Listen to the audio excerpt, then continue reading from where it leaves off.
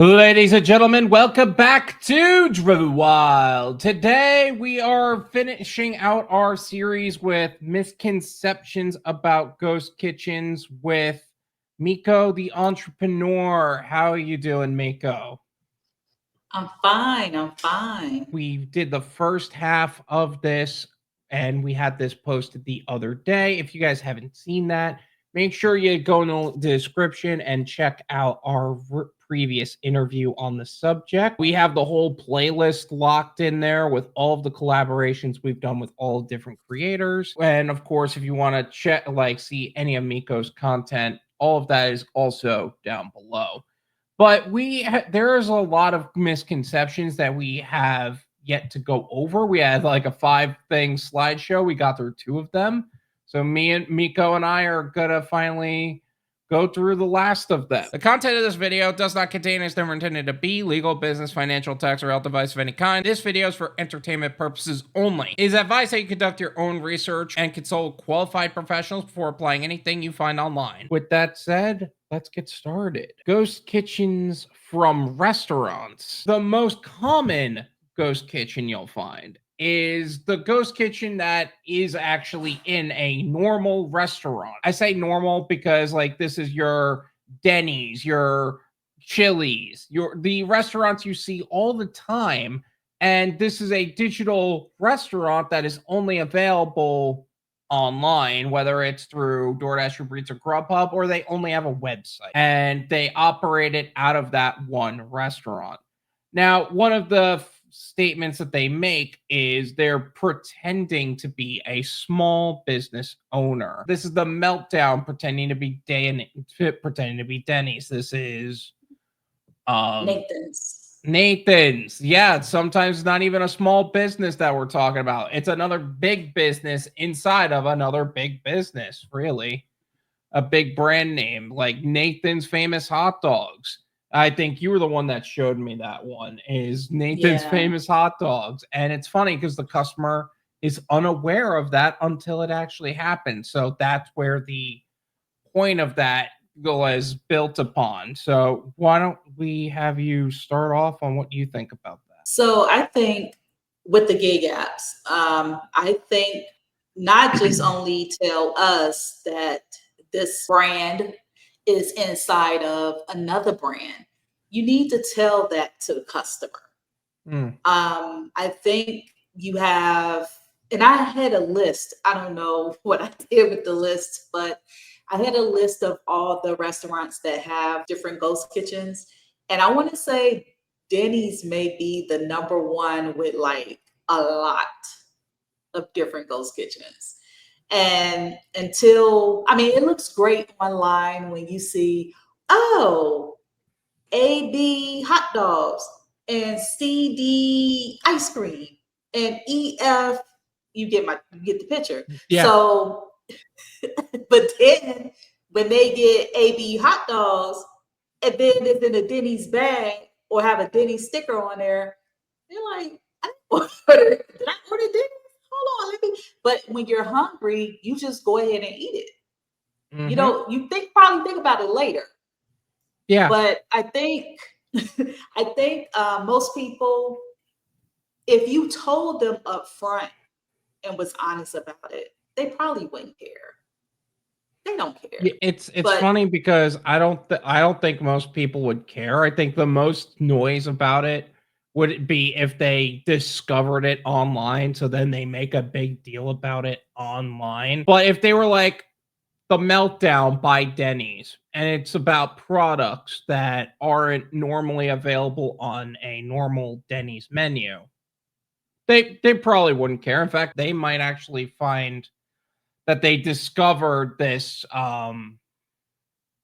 secret menu. Yeah, this secret menu, this niche product list that you would never find unless you were a DoorDash driver, which would add a level of exclusivity to it. But that's not the case here. That's just, hey, this is our secret menu. What like this is our new brand restaurant within a restaurant. Ooh. And I had a discussion with this when I was having a meeting with a another restaurant where one of my partners, because we were talking about getting his DSP online, and he was thinking of a way to increase the volume for him, and he's been involved with a few VR companies, like Virtual Concepts for ghost kitchens. Like how they have like a bunch of different virtual concepts, and they give you the licensing and like preset menus and all of that. He has an in with one of those companies, and he was thinking, hey, maybe it's possible we can get some ghost kitchens in here. First off, he doesn't have the kitchen size for it, so wasn't really possible anyway. But if he were to build it from scratch, he has a normal pizza place. What if he were to do deep dish pizza or Detroit style pizza, which is not normally what he currently does with his menu, and he offers that within the digital space, like this is his online business? That would be a way to get order volume up. That is a different conversation than the same menu items that you would find on Denny's menu, but just broken down and sectionalized within the digital marketplace of Uber or DoorDash or Grubhub. I get it. You have these gig apps, and what's so interesting about this is they didn't reach out to Denny's or Buffalo Wild Wings or Taco Bell or any other restaurant and said, hey, we're going to do something a little bit different. They just created it. What they did was they took the top selling items from Denny's, from Taco Bell. I'm not saying Taco Bell have a ghost kitchen. They may, I don't know, but I'm just saying. And Buffalo Wild Wings, and they took like the top selling items, and then they created a different menu, gave it a different name, and then said, okay, well, we're going to take 30% of each item off of that. So how are you going to tell me that you created another establishment and you're taking 30% off of that? Shouldn't you take maybe 20% or 15%? No. When you didn't even ask my permission? Okay, yeah. The way you said that, I was like, are you telling me that they didn't get the permission from the restaurant in order to do that? Like Nathan's just showed up, No, they or just whatever created brand just said, hey, this is a pretty good item. DoorDash is sending this to Denny's, and therefore, like, we're just getting them more sales in that way. Without permission, without anything of that nature. They just said, you know what, we're doing this. That's control. That's pretty messed up if that's actually what's happening. Like, I've never heard of that. So this is what was told to me, that they never got permission. They just created it. They just took their top selling items, and then they created the ghost kitchen. Then when one became a ghost kitchen, then there was a second one, then a third one, then a fourth one. I don't know exactly how many, but let's just say Denny's may have up to 8 to 10 ghost kitchens. Well, I knew that they had a lot of ghost kitchens. My thought was,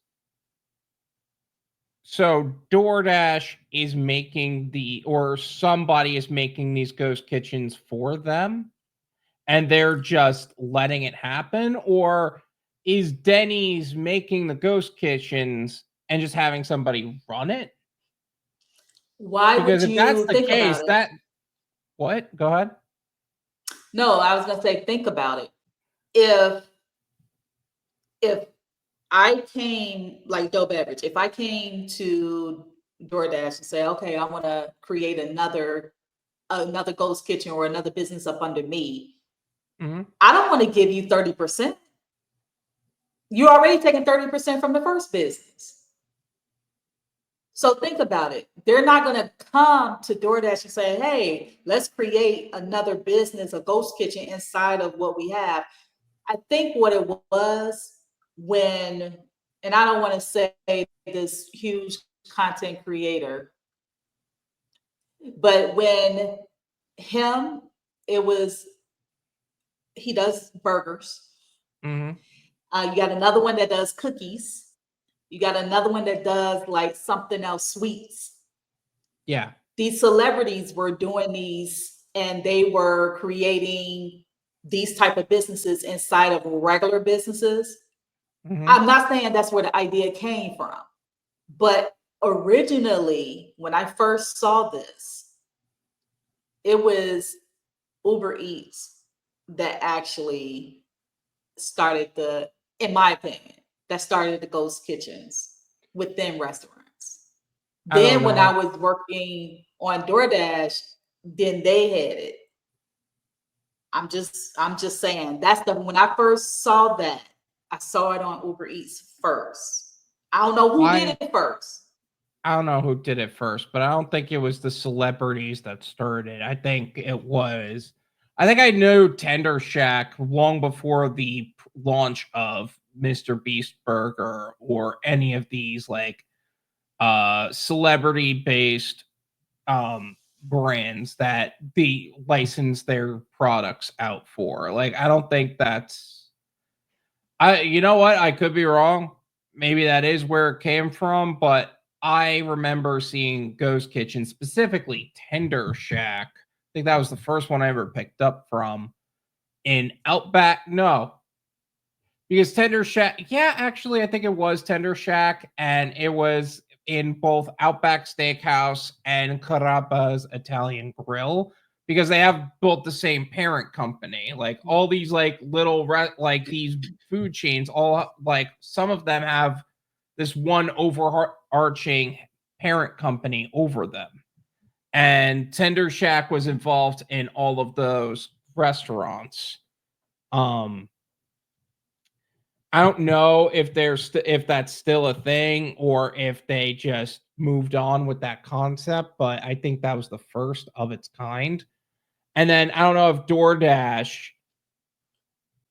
A part of me wants to say that they like the restaurant built out like the new brand, but I don't know if that's like based on what you're telling me. DoorDash is doing it on their own, or some sort of restaurant is doing it on their own, and maybe they're paying a fee to have somebody else handle it. But who knows? Well, think about this too. So you have Steak and Shake. They have Okay. about, I think, 2 or 3 that I know of. And they were on the hush hush. Now, this was in, I kid you not, this was in um, Houston. When I used to pick up, and they have an ice cream one, Ghost Kitchen, and Yeah. then they have a burger one. And I remember mentioning like, oh, I didn't know you had, this is when I was picking up the ice cream. I said, oh, I didn't know this was part of this brand. And he was like, shh, like he was like, no one's supposed to know about this. Because he even had like those stickers. He even had those stickers for that. So he didn't put it in a Steak and Shake bag. He had totally of that brand, that Ghost Kitchen brand. He had the stickers, the bag, and everything. And he was like, shh, no one's supposed to know about that. And I'm like, okay. So that's what I'm saying. Like, it's weird in a way. It's like they don't want anyone to know about it, but it's coming funny from because you would think they'd be a little bit more transparent on that subject. Like, okay, this is an online ordering brand that is through Steak and Shake. They would probably have something in the window saying that, and they could probably get some sort of business out of it. Why are they afraid of letting people know that? Like that's where it's a little shady to me. Like, if they're literally saying, no, don't tell anybody about this, that's not transparent. That's as shady as it gets. There's a reason why there's lists online being developed about like what kind of ghost kitchens are out there, who owns each ghost kitchen. That's a problem in my opinion. Because if you're a ghost kitchen, you're operating out of a restaurant that is a standalone brand without that digital marketplace. In my opinion, that's fine if you're honest about it. If you're just saying, hey, this is just stuff that is not available on our menus, is a digital only product, or a product that we just like we would like to sell more of, but we just need we need more digital real estate, so we need more exposure for that. Fine, totally understandable. But if that's not the case, then like you're not being honest with people. But you're literally just trying to sell people on a business that borderline Made doesn't up, exist. pretty much. Yeah, exactly. If you don't want to tell us that it's a digital marketplace, you're the one doing something shady about it. Yeah. But that goes on to the point, not transparent. And it's fine if you're diversifying your income in general. You're diversifying your income, you're diversifying where your money comes from. Obviously, 30% isn't ideal, but there are other ways to get it delivered to knock that price down. Regardless, it's still a lot. It's not that bad to diversify your gig portfolio. It's not that bad to diversify your income. It's bad when you're not being honest about it.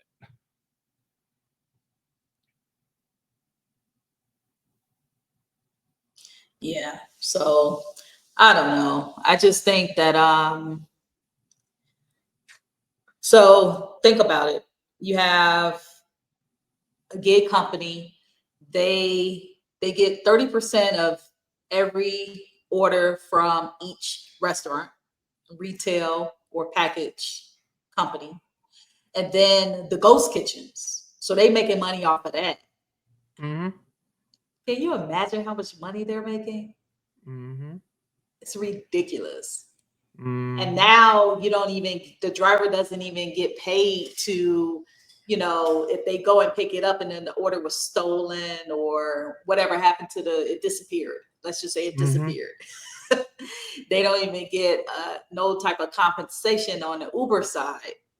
But on DoorDash, at least you get half pay. And I think they're really trying to cut that out because they're trying to have the drivers to go to chat.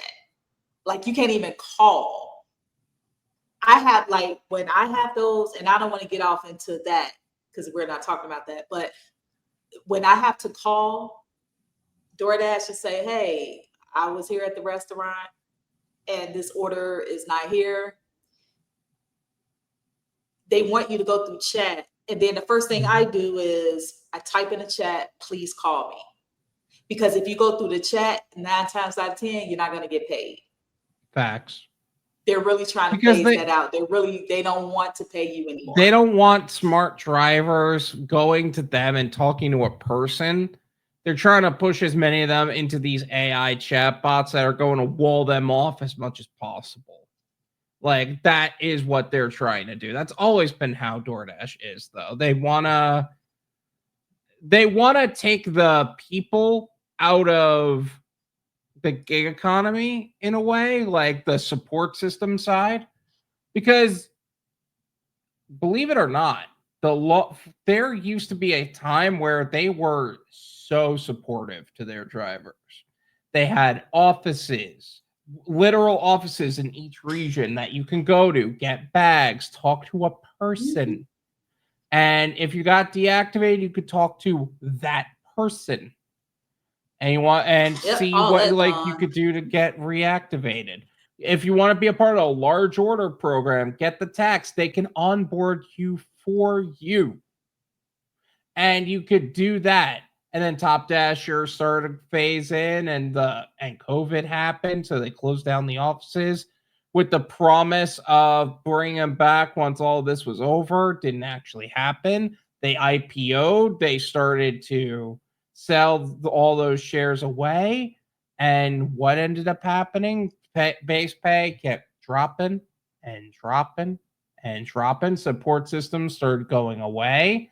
It stopped being a person supporting the driver. Yep, it's not so much a person supporting a driver. It is AI chat bots or some sort of chatbots talking to a person in the Philippines, telling them what to say to the driver instead of, or it's just a chatbot within the chatbot system pretending to be a person speaking like, and then finally, like they're trying to get as many people to not call support. They're trying to just push them into chat as much as possible. Uber started doing that. Like, you can't call directly anymore. They just push you into chat, and then you could call from there, which is stupid. Like, why would you say I can't call if you're just gonna let me call on the same number anyway? That makes no sense. They're trying to phase us out, though. Right. They're trying to phase humanity out of the gig economy, which is frightening. But Yep. speaking of, the concept of you need DoorDash, UberEats, and Grubhub to make money as a ghost kitchen. And you know what? At first, maybe like just to get your name out there to put yourself in front of customers. But then we talked about customer conversion in the last video. We talked about marketing and versus delivery in the last video, and working with local delivery service providers. Now, I know that the 30% cuts into a lot of restaurants, but if you work with a local DSP that happens to work with self-delivery and their own drivers, they can actually not only cut that price down to like 15% or less, then they could charge you a lower fee and save you tens of thousands of dollars a week if you choose to do it that way, and provide more money to the drivers for actually doing the delivery. So everybody ends up winning on that subject. Yes. So I know I know right now with I don't want to really bring this up too much, but with the customers and drivers movement that I'm working on, what I'm trying to do is actually have the customers to pay a delivery fee, tax, and tip. That's it. And I think when most of these companies were started, I'm not saying they didn't have a service fee plus this fee and this fee and this fee. I'm not saying that. But some of the companies that did start, that's all they had, a delivery fee. And it used to be, well, I know when I started in 2008 with doorstep delivery, their delivery fee ranged from $2.99 to maybe $10.99. And it depends on how far you were going or whatever, but you got 80% of that fee. And then there was the tax and the tip. That was it. And then, these other gig companies started, and they were like, okay, well, we're going to charge you this fee, this fee, this fee, this fee. And I have all those videos on No Customers, No Business channel, but we need to get back to just having a delivery fee, sales tax, and tip. That's it. And so moving forward, now, I can't promise anyone watching this right now that DoorDash and UberEats and Grubhub and all these other companies will go back to go back to a great base pay. That probably would never happen because next is gonna be free. Seriously, we already doing it with the stack orders or the triple stack. We're already doing that you're doing 1 to 2 orders free. So, but for the new companies coming out, and I hope, people will share this video. I hope that if you're starting any type of dispatch or delivery service, and you're going to use 3 categories, groups of people, merchants, customers, drivers, in order to keep drivers happy, you can't have all those fees, because the more fees you have for customers to pay, it would be less on tips, unless you have a $5 to $10 base pay. And that would be highly unlikely because if a company is going to give you $5 to $10 base pay on every order, they will, and the fees that they're charging, it's like it's kind of offsetting, like whatever fees or whatever else they have to do with that money, part of their operating or operation budget. But I feel that even when I was a merchant with my company, with my business, Dope Beverage, 30% per item, that's a lot. It may not seem like it, but it's a lot. And if you're doing like a large volume, which I never stepped into being, I was very small, but think about a chain that's pumping out orders. Like, so per hour, a chain restaurant pumping out 50 orders. Mm-hmm. It's 30% per item, not per order. 30% per item. So it's 30% on that drink, 30% on that meal, 30% on that ice cream, 30%. You know what I'm saying? Especially if it's ordered individually. Mm-hmm. But if it's a meal, it's only 30% on that meal. But some people do order like that. Some people do order, I don't know why, but they do order a drink, a sandwich, and a fry. Just get the meal. But the point I'm making is just think about, like I said, a high chain restaurant pumping out 50 orders an hour and paying 30% per item. That's a lot of money. It is a lot of money. Because what So, most people don't understand is not 30% of profits, it's 30% off the item. That is the sale itself, regardless of how much you profited or like how much you spent to make that item happen. So by the end of it, you're losing 50% with all of the costs that are attached to selling that item. And it's sometimes even more depending on what your situation is. yep. So I don't know. I just feel that the new company starting, I can't tell you what commissions to charge, but what I can say, in order for you to keep drivers happy and to have money in their pockets, it I don't know what it should be, but it should not be 30%. And Joe, don't get mad at me. It shouldn't even be 20% because we have to make sure we take care of the drivers. It's the drivers that's doing the most work. And it just seems like every time the drivers do the most work of any business, we always get shortchanged. Always. I don't know why. We always get shortchanged, and that's not fair, you know? And I just hope these new companies getting started, think about it before you even, if you feel like, oh, well, I can start at 20 and then eventually I can go up to 30%. No, don't do that. Because you're going to be in the same situation where now you're going to end up stealing. I'm not saying you're going to steal by code, but you're going to have to, you're paying Peter, you stealing from Peter to pay Paul. Because you don't have enough coming in. Yeah. So just, and I think that's what I'm about to say, stepping into transparency. You just got to be transparent with fees and where they're going and who you get, what portion going to who. You have to be transparent about that. Mm-hmm. Not to touch on that subject early. Yeah.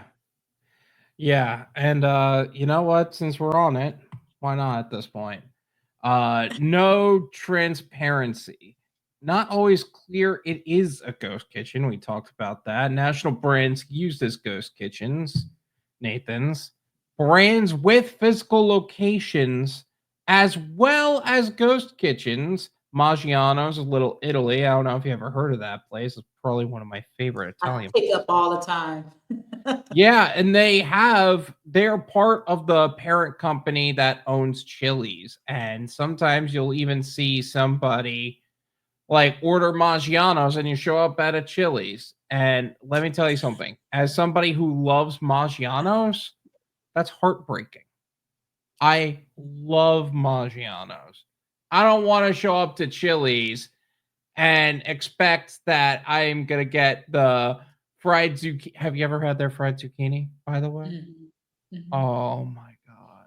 The panko Yeah. breadcrumbs, the long strips of zucchini, like breaded in the panko breadcrumbs with the lemon aioli. Oh, Well, that's not the good. lemon aioli. I'm not. Yeah, I don't like that.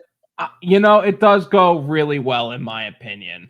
I like it, and not everybody does. I like it. But oh, it is so good. Between that, they used to. I don't know if they still do this. The last time I went was when I was in New York.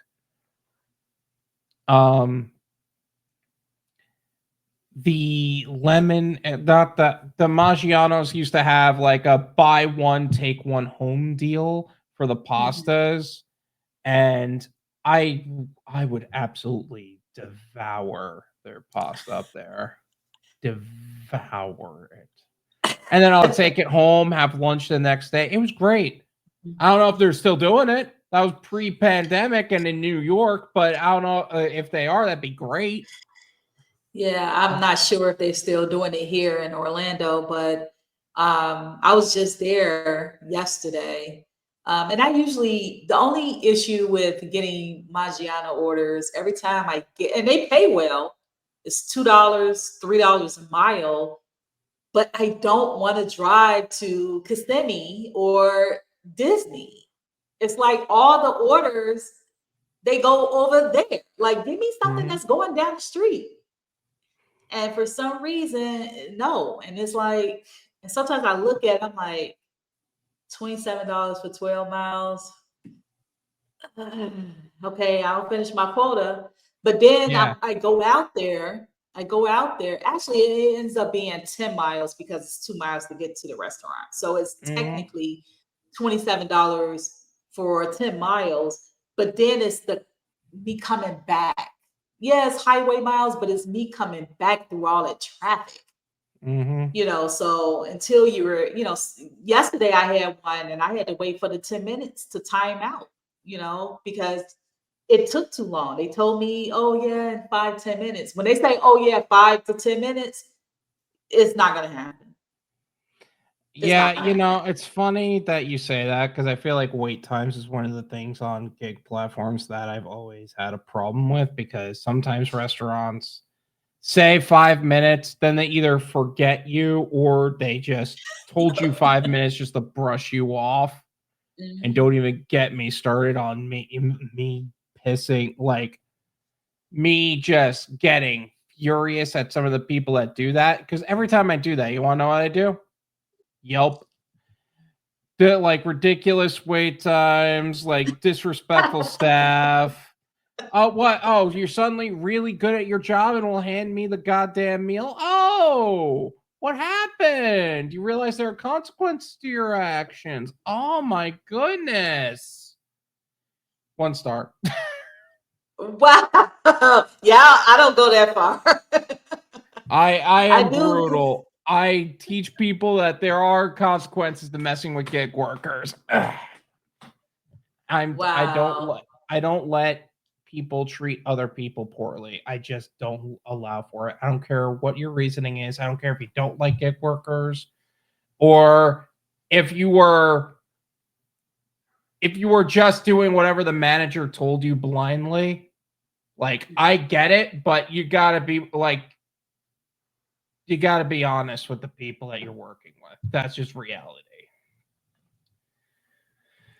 Yeah, it's funny because I'm gonna say this and then we can move on. Like yesterday, I was going to a few restaurants and I don't know, I just became like really fussy because at the first restaurant, when they told me it was 5 to 10 minutes, and then I waited the 10 minutes so I could unassign, then they Mhm. gave me another order, and then I went to that restaurant and it wasn't ready, talking about 5, 10 minutes. And I'm like, so They're combined, I doing the same wasted what, thing.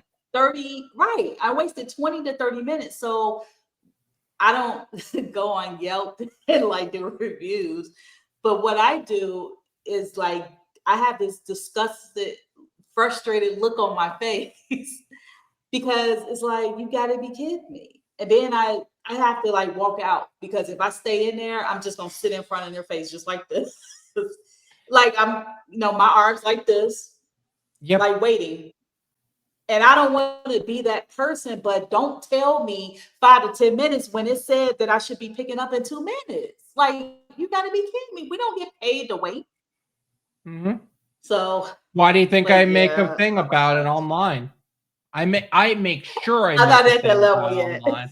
Yeah, I'm 100% at that level. I don't tolerate that because, like, put this way, you're teaching them that it's okay to make you wait as long as the only consequences that they're going to get is you being frustrated for 10 minutes and then you walk out. What I do is make sure, like, oh, you're going to make me wait. You're going to lie to my face. I'm going to wait for this order. I'm going to make sure that it is blasted online that you don't have the integrity and character to operate your business that way. And it's amazing because one of the restaurants that did that to me, I want to pull this up. Broad Shoulders Cafe. I'm sorry, Broad Shoulders Sandwiches. Very disrespectful company, very disrespectful people. They handed me the wrong order, then chased me out with an order that was sitting on the back the whole time and said, sorry, we handed you the wrong order. This is the right order. Wasn't this the order that was sitting in the back the whole time? And now you're trying to make me wait even longer after accepting the order you handed me? Like, that's what you're doing. Like, that's how we're handling this. And I made a thing online. Then they did that. Usually there are two different reactions to this. Either they double down and prove even further that they don't have the integrity and character to operate as a business, or they change their ways. Obviously, they took the former. Now, Broad Shoulder. They actually refused to hand me the orders for that particular restaurant. And the restaurant refused to hand me the order. So every time I had to deal with them, I had to make a report about it. I don't know why it's not there anymore. Hold on. It's Broad Shoulders Sandwiches. Yep. I don't know if I could see it. I think it's not focusing. Hold on. Yeah, it's not focusing. Oh, there we go. Wait. There we go. Stop. Okay. It's like every time you get it and you move. Okay. Right there. Nope. Come on. Just send it to me. Permanently closed. Wow. Because that stuff radiates. How you do some things is how you do everything. If you're going to treat your gig workers like that, what makes people believe that they're not going to treat their customers like that? And that started to show. Yeah, their employees. Don't even get me started. They had one. I don't know if she was an employee, to be honest. That I don't know. Maybe that was just the wife or the husband, like the wife of the person who happened to be making the sandwiches. I don't know. That was it. Oh, wow. It's amazing what happens when you mess with the wrong people, honestly speaking, or mess with people in general. But that's a different conversation. And in terms of ghost kitchens, because we keep getting off the beaten path, always Google the address to verify where this order is coming from. Because it doesn't matter if it's coming from somebody's house or coming from a warehouse, or maybe it is a ghost kitchen within a larger restaurant. We've already had a lot of conversations about how just because it comes from a house doesn't mean it's actually bad, but some places have a poor reputation as a restaurant And you don't want to go ordering online and realize I just ordered from the restaurant I absolutely hate because they aren't operating the health code standards, or the guy's a douche, or whatever reason it may be. You're voting with your dollars on who gets the win and be successful in business. So make sure that you're stewarding your money properly and verify who you're working with.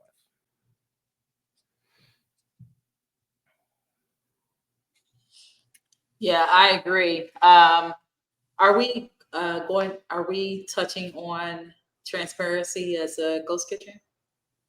I think that was all those worthy to go Oh, transparency okay. as a ghost kitchen slides. Okay. Not always clear that is a ghost kitchen, national brands, and brands with physical locations. Yeah, there wasn't much left apparently, but Okay. or Budsoda was a lot more was a lot more interactive. By the way, guys, Budsoda couldn't join us this time. He abandoned me. I'm heartbroken. He decided that he doesn't like me anymore. No, he actually he had a event come up. It's Mother's Day as we're recording this, so he couldn't join us for this recording session. So make sure you still give him the love and make sure you wish him a happy Mother's Day specifically, and tell Driven Wyld sent you specifically because of that. Please make sure he is reminded of that specifically. But either way, that is all of the slides we had to go through. Would you like to plug in anything before I wrap this whole thing up? Of course. I could talk about the customers and drivers movement. Yeah. All right. So, as you know or may not know, I do have a customers and drivers movement that is housed on my Patreon channel. And I have the YouTube No Customers, No Business.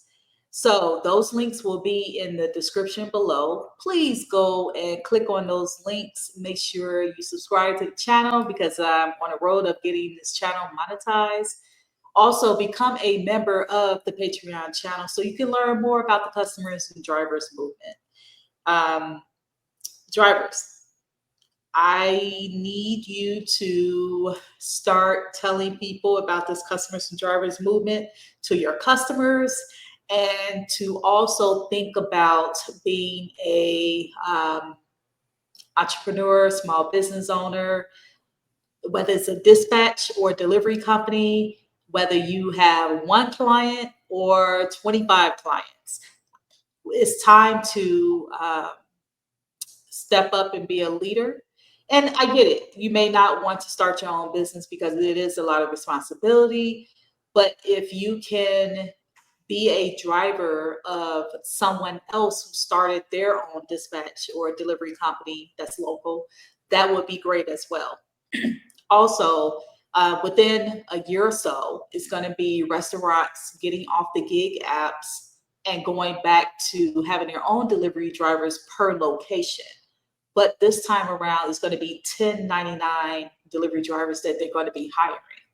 And so stay tuned to the No Customers, No Business channel, because I will have those type of videos talking about this stuff soon. Right now, I'm taking a break with all my channels. I want to re-strategize all of my channels to get it to the level where it's supposed to be, where I am making money and it's consistent. So that's pretty much it. Joe and Budsoda, who is not here on his day because he had to work. Thank you for always having me, and thank you for giving me this opportunity to be able to have these episodes with you guys and talk about different things that's happening in the community. I know I will be coming back to talk about other things within the gig community, so stay tuned for that. Absolutely, absolutely. It's always a pleasure to have you on as well, and we are looking forward to having more content with you on the channel. If you guys want to see her keep coming back, make sure you're commenting all of that below. Also, make sure you guys hit the like button subscribe if you're new to either me, Mico, or Budsoda. And we'll see you guys next time. Bye.